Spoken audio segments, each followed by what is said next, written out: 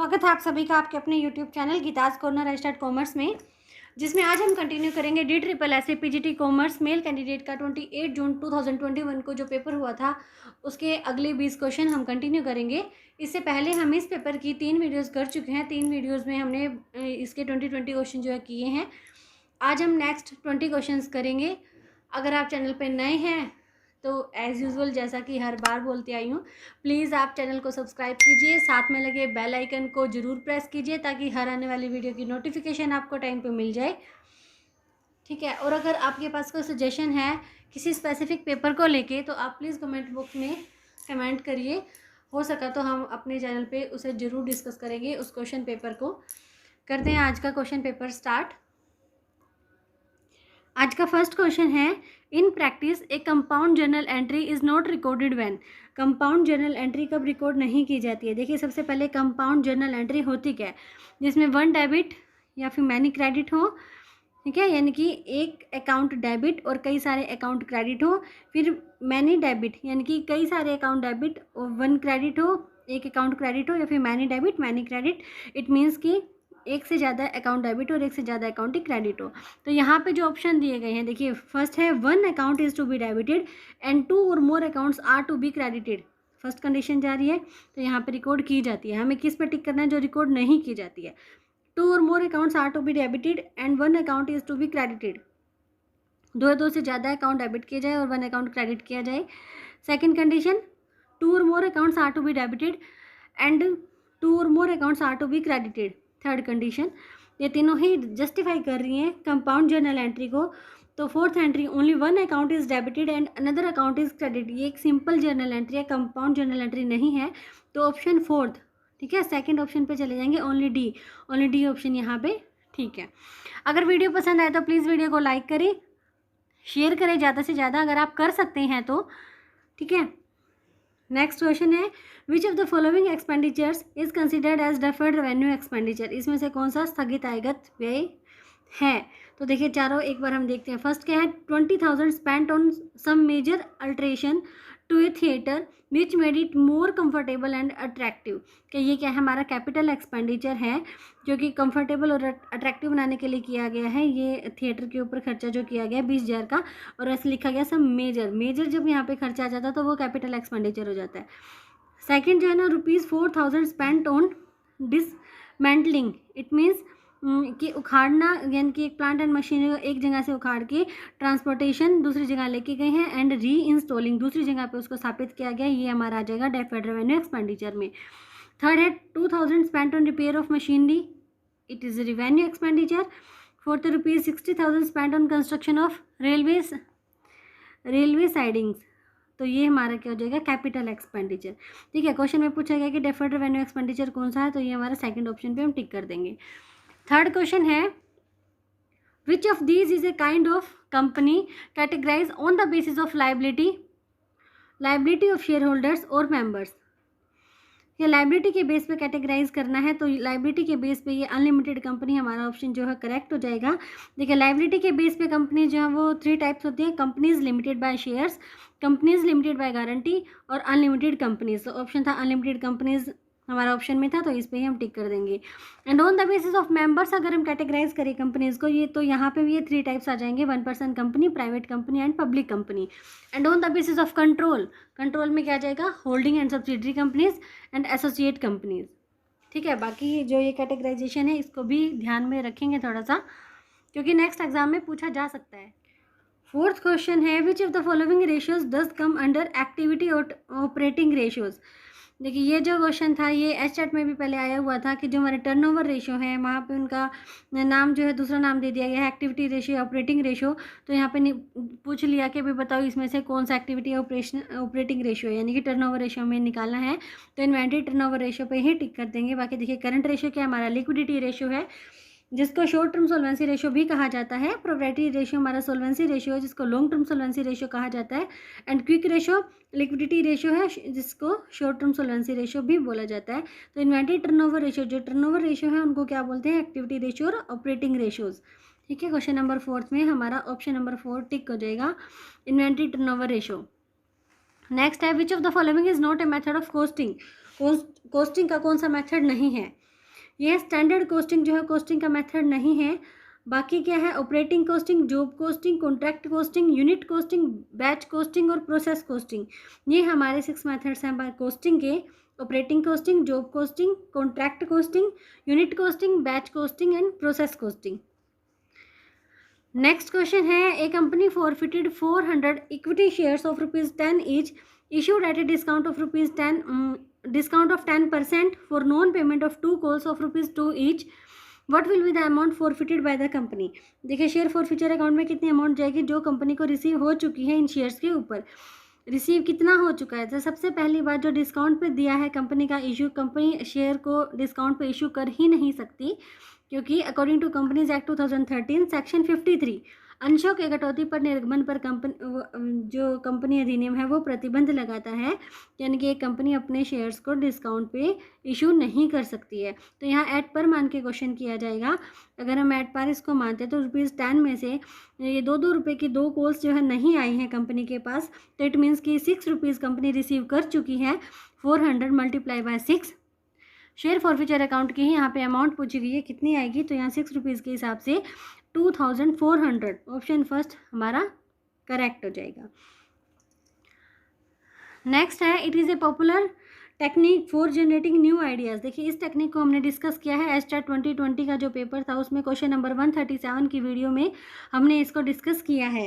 और है क्या ये से, it is A popular technique for generating new ideas, नए विचार को जनरेट करने की एक बहुत ही पॉपुलर टेक्निक है। एक group of person sit together, कुछ लोगों का समूह साथ में बैठता है, and generate as many business ideas as possible, और जितने हो सके ना उतने संभव अपने बिजनेस आइडियाज़ को जनरेट करने की यहाँ पे कोशिश की जाती है। One idea leads to another, what is the technique called as, इसको क्या कहते हैं, टेक्निक और प्रोसेस कॉल्ड एज, इसको क्या कहा जाता है, ब्रेन स्टॉर्मिंग।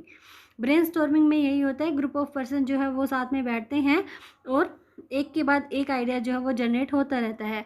सभी अपने अपने हिसाब से अपने अपने जो है आइडियाज़ जो है वो एक दूसरे के साथ शेयर करते हैं। तो ये क्या हो जाएगी, ब्रेन स्टॉर्मिंग। और ये किस चीज़ की टेक्निक है, डिसीजन मेकिंग की टेक्निक है। अगर इन टेक्निक्स के बारे में अच्छे से जानना है तो एस्टेट 2020 क्वेश्चन नंबर 137 की जो वीडियो है उसको आप अच्छे से देख सकते हैं।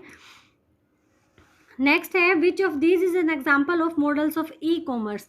ई कॉमर्स का एग्जाम्पल, ई कॉमर्स कौन सा ये ई कॉमर्स का मॉडल है, ये हमें एग्जाम्पल देखना है। देखिए, a watermelon farmer sells his watermelon to another farmer, एक किसान दूसरे किसान को अपने वाटरमेलन बेच रहा है, तो ये ई कॉमर्स नहीं है, क्योंकि कहीं पे भी उसने अपना जो भी ऑनलाइन टेक्निक है उसको यूज़ नहीं किया है। सेकेंड ऑप्शन है, watermelon farmer advertise his watermelon online, online वो उसको एडवर्टाइज कर रहा है, तो ये हमारा ई कॉमर्स के मॉडल का एक एग्जांपल हो जाएगा। क्योंकि थर्ड जो है, watermelon bought by restaurant owner from a farmer, restaurant owner ने उससे ख़रीद लिए हैं।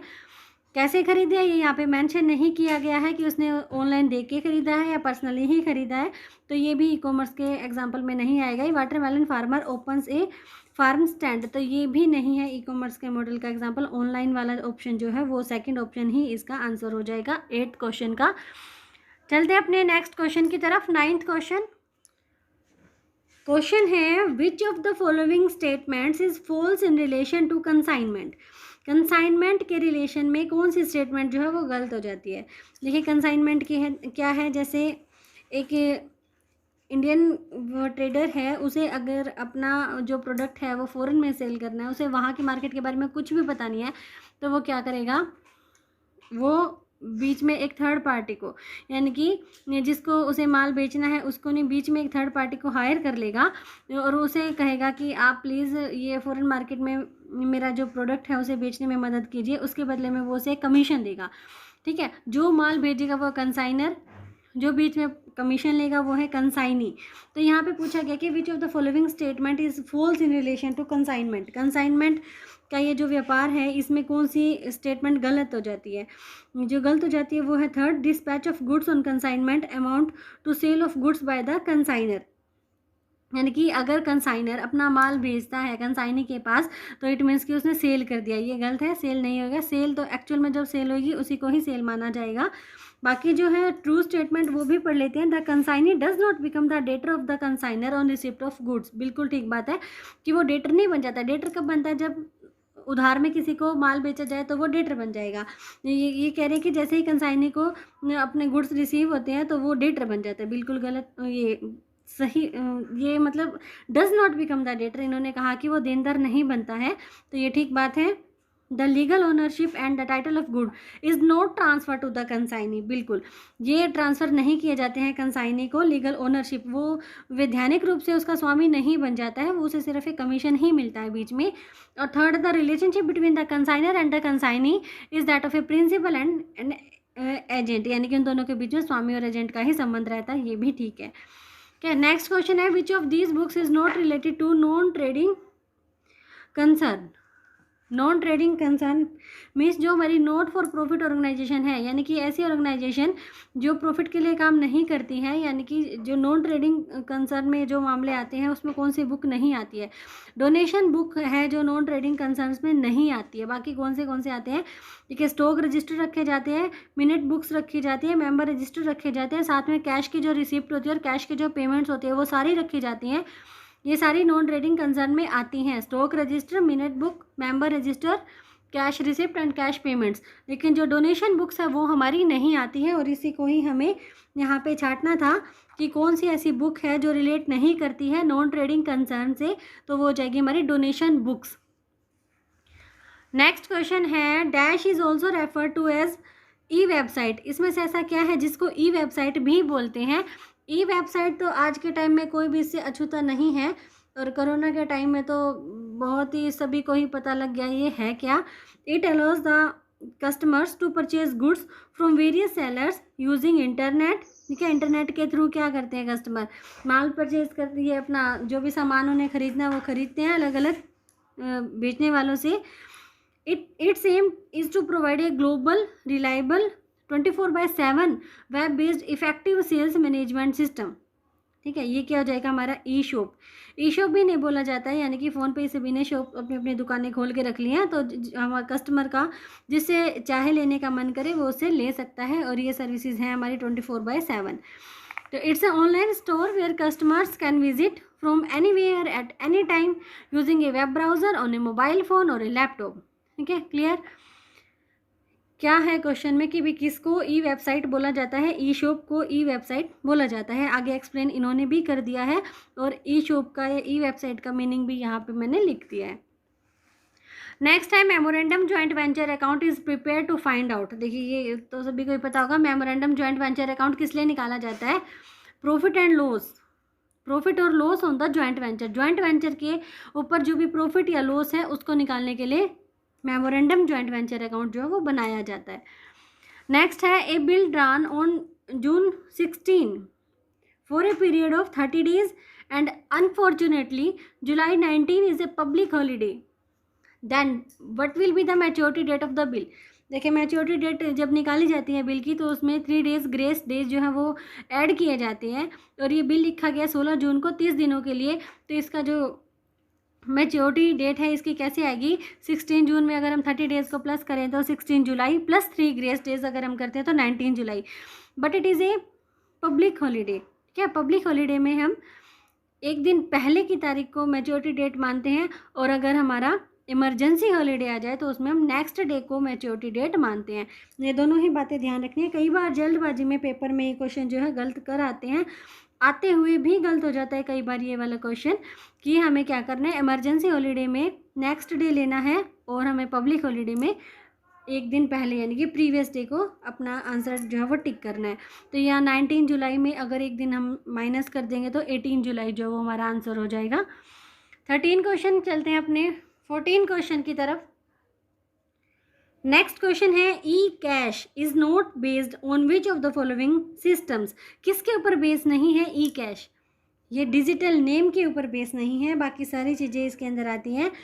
क्राइप्टो करेंसी यानी कि डिजिटल करेंसी भी इसको बोला जाता है, डिजिटल सिग्नेचर्स आते हैं, इलेक्ट्रॉनिक डाटा एक्सचेंज आता है।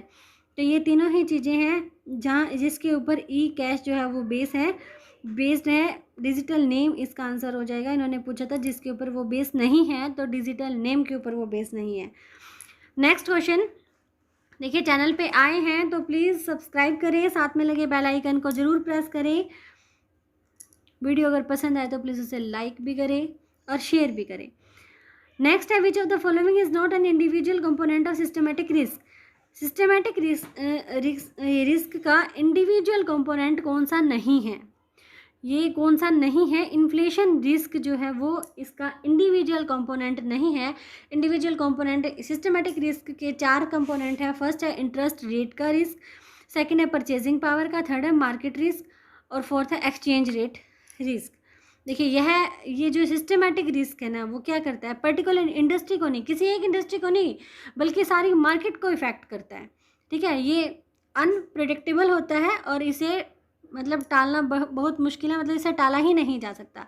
जैसे इंटरेस्ट रेट अगर हाई हो जाए तो वो पूरी मार्केट के लिए होंगे। ठीक है, परचेजिंग पावर, मार्केट रिस्क और एक्सचेंज रेट का रिस्क, ये चारों ही पूरी मार्केट के लिए रिस्क होते हैं, ना कि किसी एक पर्टिकुलर इंडस्ट्री के लिए।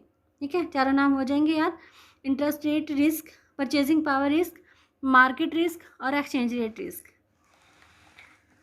नेक्स्ट क्वेश्चन है 17 क्वेश्चन, फिर से कंसाइनमेंट का क्वेश्चन आ गया है। Loading is usually involve in all such items which are recorded at the invoice price in the consignment account. ठीक है, लोडिंग से इसको रिलेट करना है बाकी ऑप्शंस को। Which of this is not one of these those items, कौन सा नहीं आता है? देखिए जो कंसाइनर के द्वारा एक्सपेंसेस किए जाते हैं ना, वो तो मतलब अलग से किए जाते हैं। कोई भी एक्सपेंसेस हो सकते हैं, उसकी फैक्ट्री का रेंट भी हो सकता है, किराया भाड़ा भी हो सकता है, तो ये जो है वो इससे रिलेट नहीं करते हैं। ठीक है, बाकी सारे ओपनिंग स्टॉक है, goods return by the consignee या गुड्स सेंट ऑन कंसाइनमेंट, ये सारी ही बातें ऐसी आती हैं जिसमें लोडिंग जो है यूजुअली इन्वॉल्व होती है। नेक्स्ट क्वेश्चन है which is not a direct और इनडायरेक्ट कॉस्ट। इसमें से कौन सी डायरेक्ट या इनडायरेक्ट कॉस्ट नहीं है? देखिए डाउन कॉस्ट, डाउन कॉस्ट का मतलब क्या होता है? रिड्यूस्ड और कट कॉस्ट, लागत का कम हो जाना, ये डाउन कॉस्ट, ये ना तो डायरेक्ट कॉस्ट और ना ही इनडायरेक्ट कॉस्ट है। ऑन कॉस्ट क्या होती है? ऑन कॉस्ट होता है वेजेस और सैलरीज के अलावा जो भी कॉस्ट आए, जैसे कि पेंशन कंट्रीब्यूशन है, पेरोल टैक्स है, ये यानी कि अदर दैन सैलरी और वेजेस, ये हमारी ऑन कॉस्ट हो जाएंगी। ओवरहेड कॉस्ट में क्या आता है? ओवरहेड कॉस्ट ऊपरी वाला लगता है, कुछ भी हो सकती है ना, एडवर्टीजमेंट, इंश्योरेंस, इंटरेस्ट, और सप्लीमेंट्री कॉस्ट में भी ये सब आता है, एडवर्टाइजिंग आ जाएगा, उसमें भी जनरल मेंटेनेंस, डेप्रिशिएशन, ये सारा आ जाएगा। और लेकिन डाउन कॉस्ट क्या होती है? रिड्यूस्ड और कट कॉस्ट होती है, और ये हमारी ना तो डायरेक्ट कॉस्ट है और ना ही हमारी इनडायरेक्ट कॉस्ट है।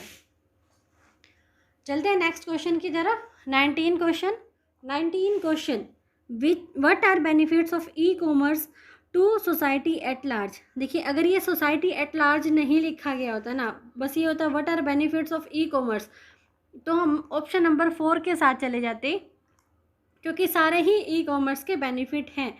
लेकिन यहाँ पे पूछा गया सोसाइटी एट लार्ज, तो कोई भी ऐसे ऑप्शन लेने हैं जो पूरे समाज के लिए फ़ायदेमंद है, पूरी सोसाइटी के लिए फ़ायदेमंद है। तो यहाँ पे first option and fourth option, ठीक है, first option and fourth option दोनों ही ऐसे हैं जो सोसाइटी एट लार्ज वाली कंडीशन को कंप्लीट कर रहे हैं यहाँ पे, कि e commerce enables more individuals to work at home and to do less travelling for shopping, resulting in less traffic on the roads and lower air pollution.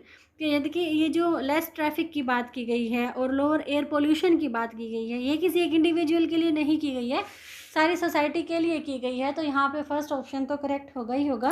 साथ में फोर्थ ऑप्शन है e commerce enables people in rural areas to enjoy products and services that are not available to them, यानी कि ऐसी services को वो enjoy कर पा रहे हैं ग्रामीण इलाकों के लोग जो उनके पास अवेलेबल ही नहीं है।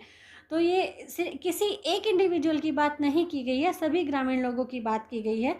तो ये भी हमारा स्ट्रॉन्ग पॉइंट में शामिल हो जाएगा। बाकी देखिए सेकंड में था e commerce enables public to shop or do other transactions 24 hours a day all year round from almost any location, ये भी पब्लिक की बात की गई थी। लेकिन जो सेकंड ऑप्शन है वो हमारा किसी भी नीचे वाले ऑप्शन में नहीं आया है, इनके फर्स्ट और फोर्थ के साथ सेकंड ऑप्शन को नहीं दिया गया। अगर होता तो ये वाला ऑप्शन भी करेक्ट हो जाता।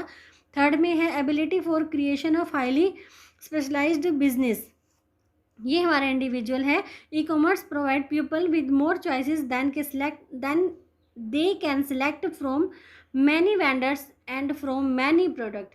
ठीक है, ये किसी एक बंदे की बात हो गई है। ई कॉमर्स यानी कि हमें फैसिलिटी प्रोवाइड करता है कि हम किसी से भी ख़रीद सकते हैं, कोई भी प्रोडक्ट ख़रीद सकते हैं। तो ये भी इंडिविजुअली लेवल पे बात की गई है। तो हमें जो क्वेश्चन है वो पूछा गया कि सोसाइटी एट लार्ज यानी कि पूरे व्यापक पैमाने पर जो ई कॉमर्स का प्रॉफिट है वो हमें यहाँ पे देखना था, बेनिफिट है। तो फर्स्ट और फोर्थ ऑप्शन के साथ चले जाएंगे। ऑप्शन नंबर 3 यहाँ पे करेक्ट हो जाएगा। और नेक्स्ट है हमारा Noida toll bridge is an example of dash type of project financing. ये क्या हो जाएगा, बूट यानी कि build on operate and transfer type. ये क्या होता है, जैसे कोई भी ब्रिज वगैरह बनाना है, ठीक है, सरकार ने क्या करा है, किसी कंपनी के साथ डील कर लिया और वो बनाते भी हैं, थोड़े टाइम के लिए ओनरशिप रखते हैं, ऑपरेट काम करते हैं, फिर उसको वो ट्रांसफ़र कर देते हैं। तो ये बूट टाइप हो जाएगा प्रोजेक्ट फाइनेंसिंग का। फोर्थ ऑप्शन पे हम टिक कर देंगे। ठीक है, आज के हो गए हैं 20 क्वेश्चन। मिलेंगे अपने 20 क्वेश्चन के साथ नेक्स्ट वीडियो में। अगर वीडियो पसंद आए तो प्लीज़ लाइक करें, शेयर करें ज़्यादा से ज़्यादा। चैनल को सब्सक्राइब करना ना भूलें, साथ में लगे बेल आइकन को भी ज़रूर प्रेस करें ताकि टाइम पे नोटिफिकेशन आपको मिल जाए। फिर वीडियोस इकट्ठी हो जाएंगी। अगर रोज़ रोज़ देखते रहेंगे तो ज़्यादा वीडियोस इकट्ठी नहीं होंगी, क्योंकि सारी ही वीडियोस बेनिफिशियल है। कोई भी ऐसे ही वीडियो नहीं बनाई गई है। सारी जितनी भी वीडियो आज तक गई हैं सभी वीडियोज़ में प्रीवियस ईयर कॉमर्स के क्वेश्चन ही करवाए गए हैं। अपनी तरफ से कोई भी एक्स्ट्रा क्वेश्चन ऐड नहीं किया गया। ठीक है, मिलेंगे अपनी नेक्स्ट वीडियो के साथ, अपने अगले 20 क्वेश्चंस के साथ अपनी अगली वीडियो में। Till then bye bye.